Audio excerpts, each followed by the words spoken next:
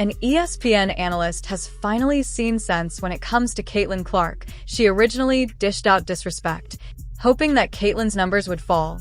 But of course they didn't. In fact, Caitlin just continued to show how great she is. Monica McNutt was a hater of Caitlin.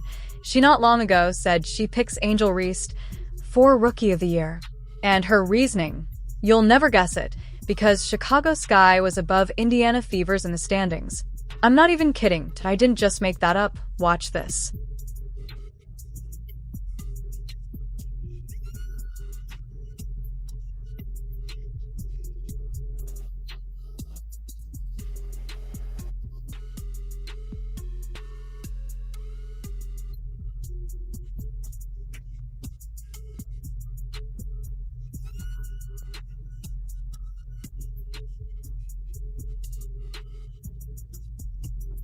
Watch this. I have said this all season, BC. My Rookie of the Year is going to go based on the standing. Okay. Because I think that is how you have the opportunity to measure impact. And the sky's right above And them. the Sky right now are in the playoffs, so you have to give the nod in my mind to Angel Reese. Again, what I think is happening here is this black woman is trying to play mental gymnastics and find a way to put Angel Reese above Caitlin Clark. Rookie of the Year does not go to a team. That's why it's called Rookie of the Year. It goes to an individual player. So wouldn't it make sense that you would analyze their statistics and analyze individual play overall? Like, this woman is doing all types of mental gymnastics in order to come to this conclusion so she can try to place Angel Reese above Caitlin Clark in that race. When the Fever and the Future are ranked higher than the Sky, I'll be curious to see if she says the same thing. See if she then tries to maneuver to something different. Now the Fevers are playing well and already secured a playoff spot. I'm assuming her rookie pick has changed, no. But seriously, what a stupid way to decide a Rookie of the Year award. The controversy surrounding Caitlin Clark has reached a new level of intensity. ESPN analysts seem to have made her their latest target, nitpicking her every move on the court. Despite her incredible talent and undeniable contribution to the game, it feels as though they're looking for any reason to hate on her and undermine her success. Recently, chatter has emerged about Caitlin being on the verge of suspension, with just one more foul standing between her and a game-changing absence. This isn't just a minor issue, it's a situation that's grown into a full-blown media spectacle.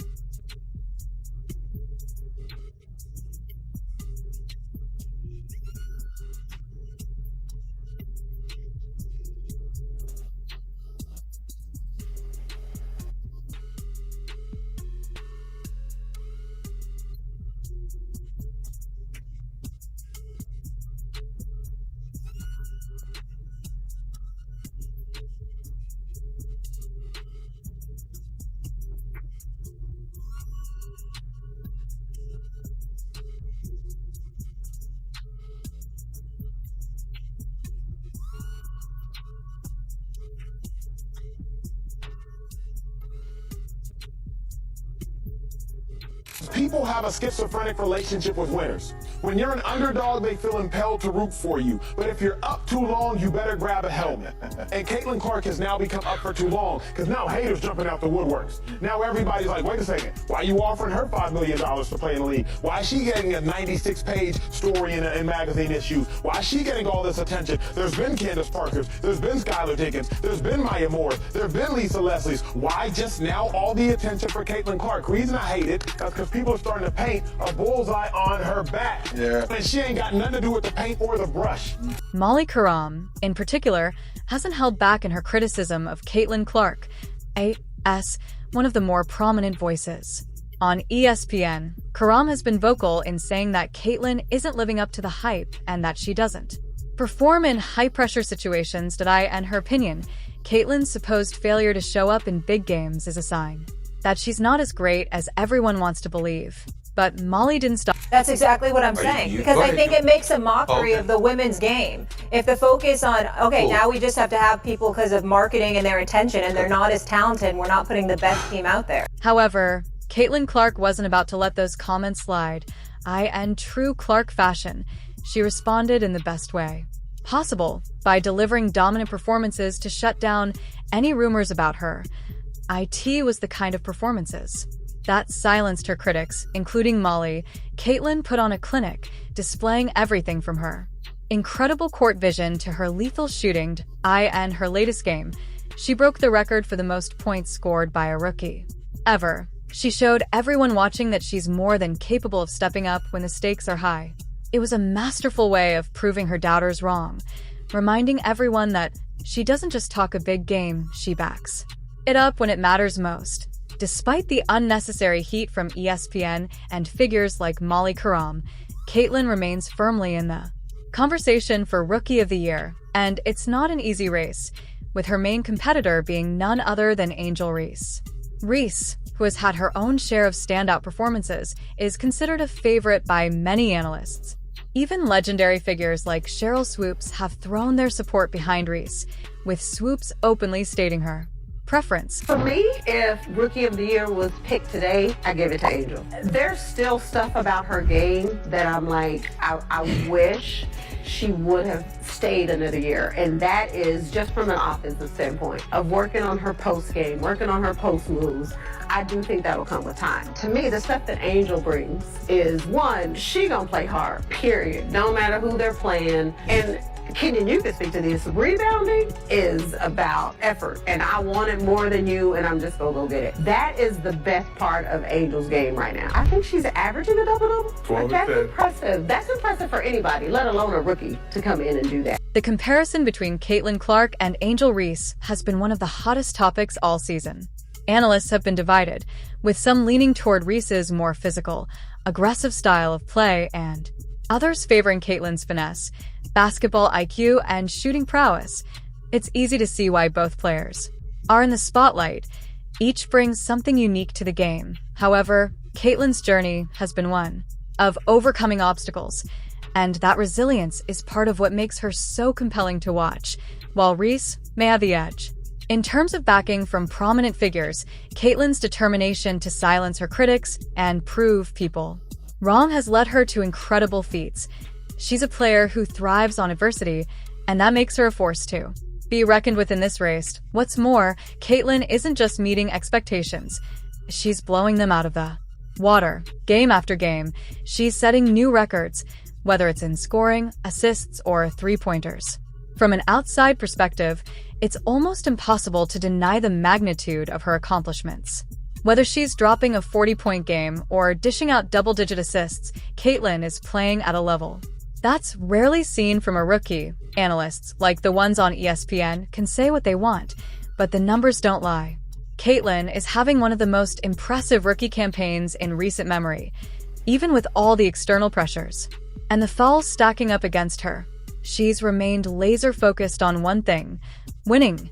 She's not letting the noise get to her, and that kind of mental toughness is rare. Below your stats around the time that she made that video. Caitlin Clark leads in every single category but three. You don't look at the statistics and think, yeah, let's give it to this one over this one.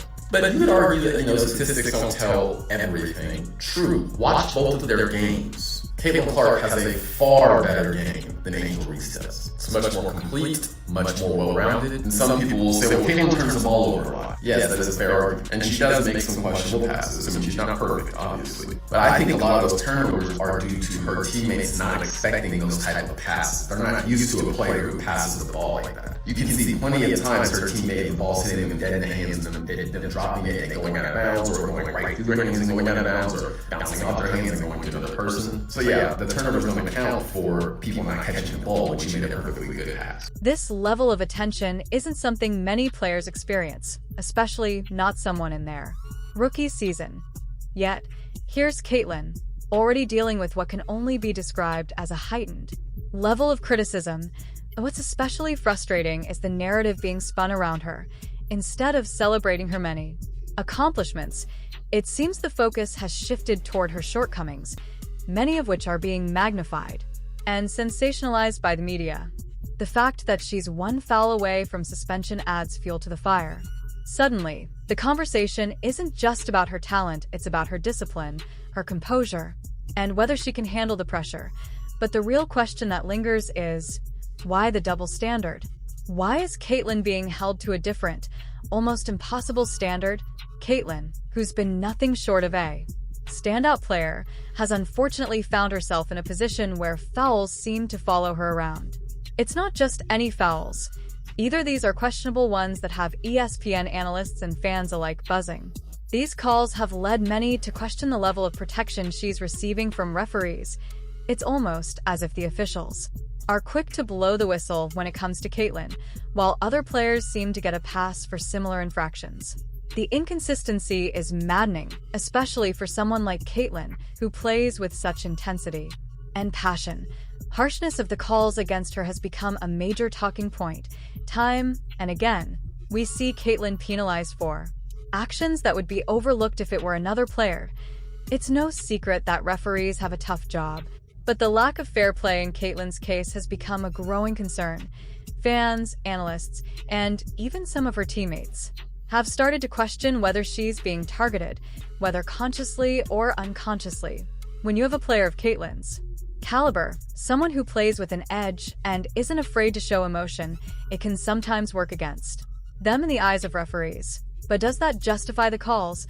Absolutely not. Throughout the season, Caitlin has had a number of moments where her frustration has bubbled over, resulting in what some would call silly fouls. It's completely understandable when you're playing at such a high level, constantly being targeted by defenders and overlooked by referees. It can wear on you mentally. Every player, no matter how composed, has their breaking point. Caitlin's no different, but instead of understanding the pressure she's under, ESPN analysts have chosen to highlight these moments of frustration, making them a central part of the conversation surrounding her. The narrative that's being pushed is that she's too immature, or that she's starting to lose her composure under the pressure. These analysts are painting a picture of Caitlin that is far from accurate. Yes, she's had her moments, but what player hasn't?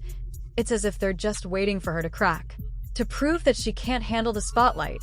But Caitlin, time and again, has shown that she thrives in these moments.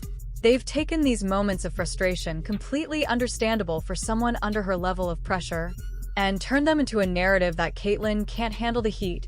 They're quick to label her as immature, claiming she needs to calm down, or that she's not the player everyone thought she was. But for those of us who watch her regularly, it's crystal clear that Caitlin is simply being held to a different standard. Why aren't these same criticisms being leveled at other players in the league? Why is Caitlin the one being singled out for scrutiny, as though she isn't allowed to show emotion? I don't have to worry about that anymore, but I don't want to be getting technical at all, so. And my mom doesn't want that for me either, and I don't want to pay any more fines, so I'm done with that. There's an argument to be made that the media's fixation on Caitlin Clark's every move is actually a testament to her greatness.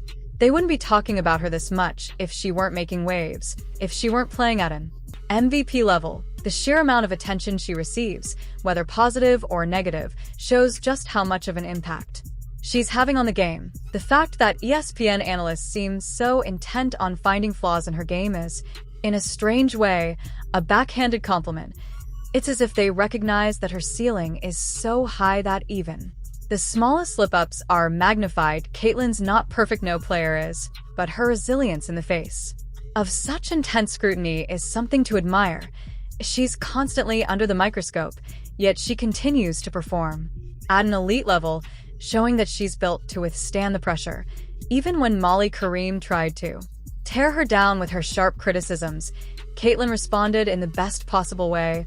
On the court, let's not forget, this is a player who thrives under pressure. The more people doubt her, the more she rises to the occasion. Time and time again, Caitlin has proven her doubters wrong, whether it's hitting clutch shots in the final minutes of a game, threading the needle with incredible assists, or battling through tough defenses designed to stop her. She finds a way to shine. Every time the spotlight is on her, Caitlin delivers, and that's a trait that separates the good players from the great ones.